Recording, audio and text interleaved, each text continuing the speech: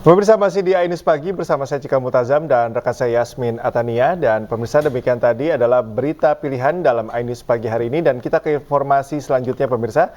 Lokomotif kereta api Manahan yang anjlok usai menabrak dump truck di Kecamatan Tanjung, Kabupaten Brebes, Jawa Tengah berhasil diangkat pada Kamis malam. Ya pemirsa, proses evakuasi menggunakan kereta kren dan dongkrak hidrolik.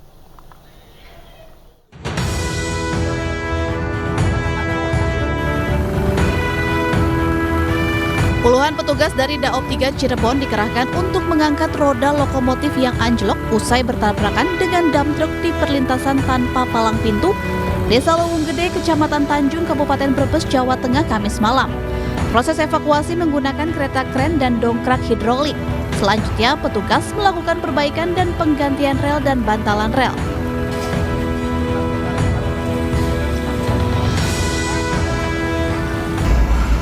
Dimulai dari jam 18.40 dan diperkirakan selesai pada jam 20.00. Seluruh petugas yang di lapangan berupaya maksimal untuk dapat mengangkat roda lokomotif, selanjutnya memeriksa jalur agar perjalanan KA normal. Sebelumnya kecelakaan kereta api terjadi di Desa Lowung Gede, Kecamatan Tanjung, Brebes, Jawa Tengah, Kamis sore. Kecelakaan terjadi saat dump truk bermuatan tanah uruk hendak melintasi perlintasan kereta api dari arah utara, namun dari arah timur melaju KA Manahan, sehingga tabrakan tak terhindarkan. Dump truk terseret 30 meter dari lokasi awal. Akibat kecelakaan kereta api Manahan jurusan Solo Balapan Gambir ini, 2 orang tewas dan lokomotif anjlok.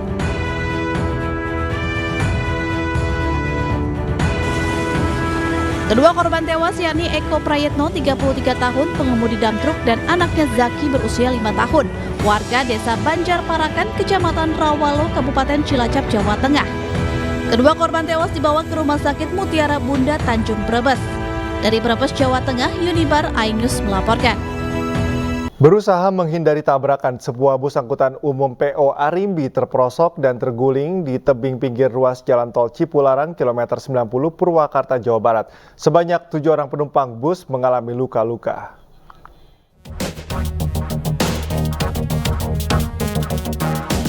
Dalam rekaman video amatir pengguna jalan, bus PO Arimbi terguling di tebing pinggir Jalan Tol Cipularang, kilometer 90, Purwakarta, Jawa Barat, dari arah Jakarta menuju Bandung.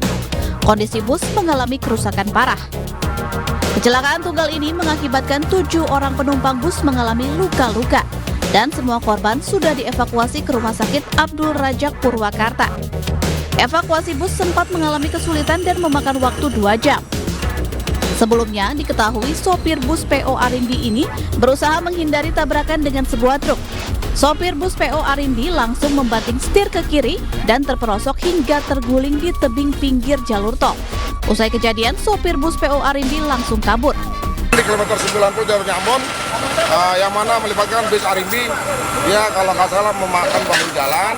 Dari depan ada mobil box kecil, pakai rem. Akhirnya dia buang setir ke kiri. Ya itu aja. Untuk korban sementara tidak terlalu parah, hanya luka-luka ringan. Setelah bus berhasil dievakuasi, arus lalu lintas dari arah Jakarta menuju Bandung kembali normal. Kasus kecelakaan ini selanjutnya ditangani unit Laka Lantas Polres Purwakarta. Dari Purwakarta, Jawa Barat, Irwan Saputra, Ainus melaporkan.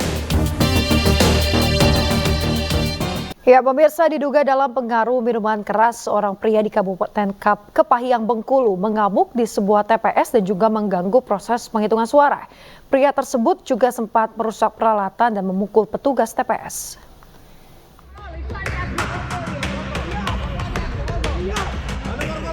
Pria ini baru saja membuat onar saat proses penghitungan surat suara di TPS 12, Kelurahan Padang Lekat, Kecamatan Kepahyang, Kabupaten Kepahyang, Bengkulu.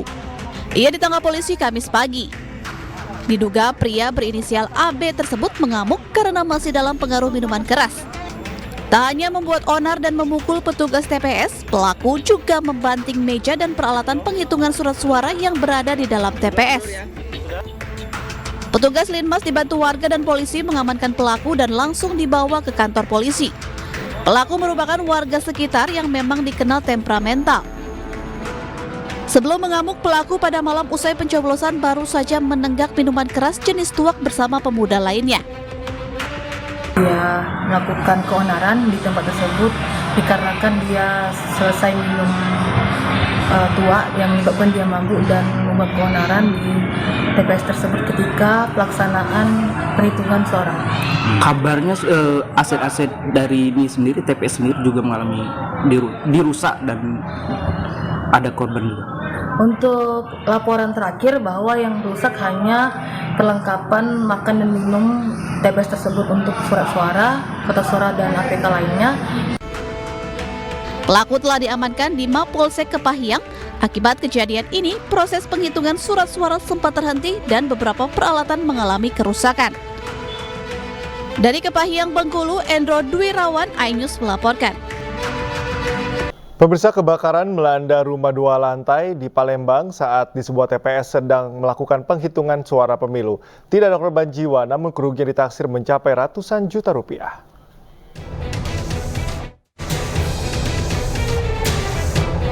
Api dengan cepat menghanguskan satu rumah di Jalan Sapta Marga, Bukit Sangkal, Palembang. Kebakaran melanda bertepatan saat penghitungan suara pemilu di wilayah tersebut. Warga dan beberapa petugas TPS langsung berupaya memadamkan api, sekaligus mengevakuasi penghuni rumah.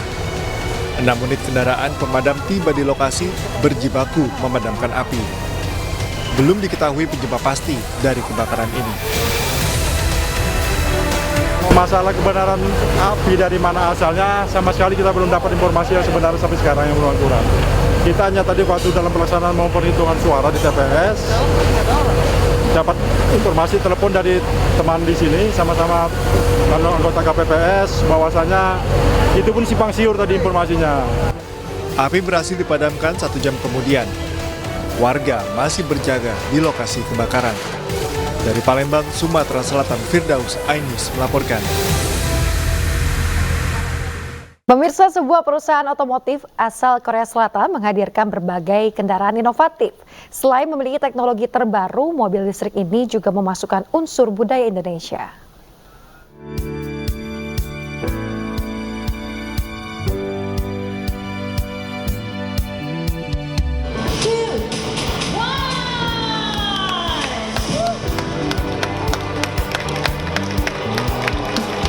PT Hyundai Motors Indonesia memamerkan 3 mobil listrik baru yang trendy dan inovatif.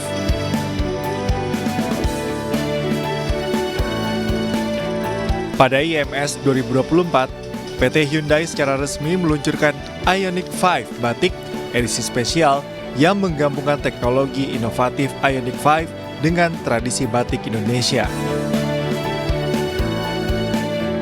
Ioniq 5 Batik memadukan pola batik kawung pada hood, roof, sisi mobil, pintu belakang, dan interior. Mobil ini melambangkan perpaduan sempurna antara teknologi modern dan warisan budaya Indonesia. Sejalan dengan tema Hyundai EV Expect Core, PT Hyundai menampilkan all-new Kona Electric dan 7 Concept yang mencerminkan masa depan mobilitas listrik. PT Hyundai Motors Indonesia juga menegaskan komitmennya untuk menghadirkan model kendaraan listrik baru di Indonesia setiap tahunnya. Pada hari ini kami menampilkan 3 model EV terbaru, yaitu 7 yang di-display. Kemudian kami juga menampilkan all new Kona Electric. Dan yang terakhir kami membawa Ioniq 5 Batiks. Khususnya untuk Batiks karena kita sudah mempelajari pada saat kemarin di Gias bahwa animonya cukup tinggi, kami meluncurkan dalam bentuk limited edition sebanyak 60 unit.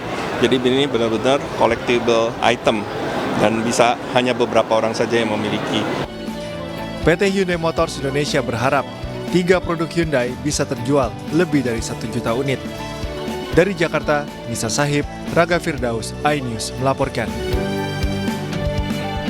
Sebagai apresiasi kepada perusahaan dan tokoh yang terus berkontribusi terhadap lingkungan hidup, Indonesia Green Awards ke-15 digelar yang diinisiasi oleh Latofi School of Social Responsibility.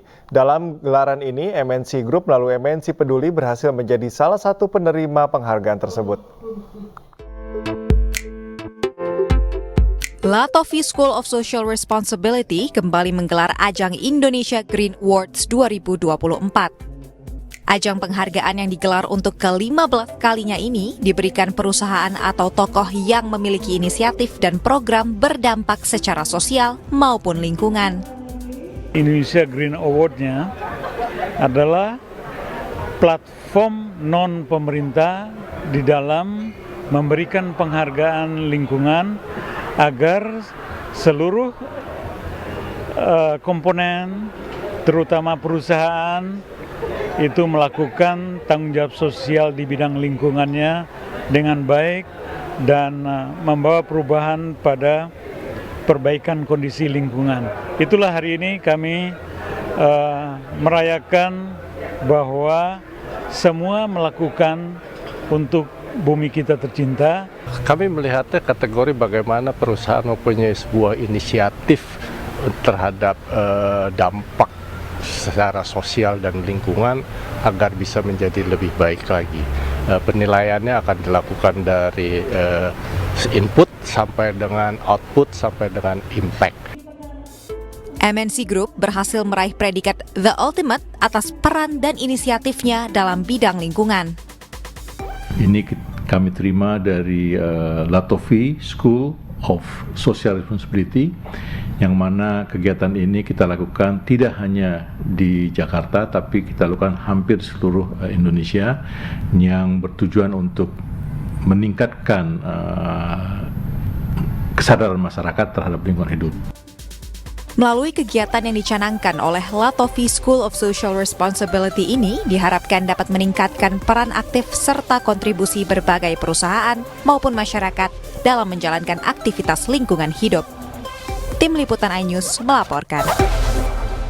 Pemirsa, dan Rem 174 Animti Wanigap ATW bersama Forkopimda Provinsi Papua Selatan menggelar panen raya. Ya, pemirsa, panen raya merupakan program ketahanan pangan nasional yang telah dicanangkan Kepala Staf Angkatan Darat sebagai upaya untuk memantapkan ketersediaan pangan yang bersumber dari produksi lokal dalam rangka memperkuat ketahanan pangan nasional. Jenis padi yang dipanen Invari 92 dengan luas sawah 6 hektar dengan total hasil panen sebanyak 30 ton yang keseluruhannya dibagikan kepada warga kurang mampu di Kampung Mur, Distrik Nambai. Panen raya ini merupakan perdana di Kampung Mur yang digagas langsung Satgas Yonif 125 Simbisa. Panen raya padi adalah bukti kesungguhan dan juga kerja keras dalam sinergitas yang tinggi dari seluruh elemen pemerintah dan juga masyarakat yang akan berdampak bagi peningkatan kesejahteraan masyarakat. Ke depan, kenapa kok tentara ini ikut-ikutan di ketahanan pangan? Karena ketahanan pangan ini adalah bagian dari ketahanan ekonomi. Ketahanan ekonomi, ketahanan pangan itu adalah bagian dari ketahanan nasional. Jadi perang di masa depan itu bukan lagi memperebutkan energi, bukan lagi memperebutkan hasil kekayaan alam yang terkandung, baik itu tambang dan sebagainya. Tetapi perang di masa depan adalah perang memperebutkan